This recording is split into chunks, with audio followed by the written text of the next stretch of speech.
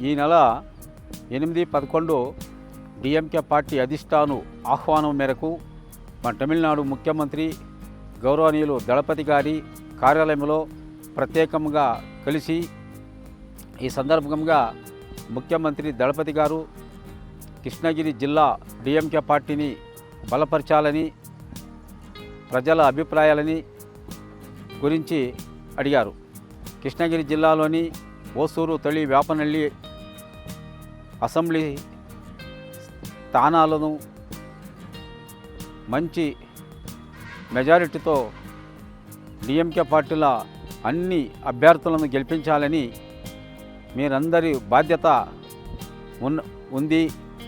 ఇప్పటి నుంచి పార్టీ బలపరచాలని సలహా చేశారు. మరి ఓసూరు ప్రాంత అభివృద్ధికి అధిక నిధి ఇచ్చి మంజూరు చేసి ప్రపంచంలోనే ఓసూరు ఒక మంచి గుర్తింపు ఉందంటే అది డిఎంకే ప్రభుత్వం.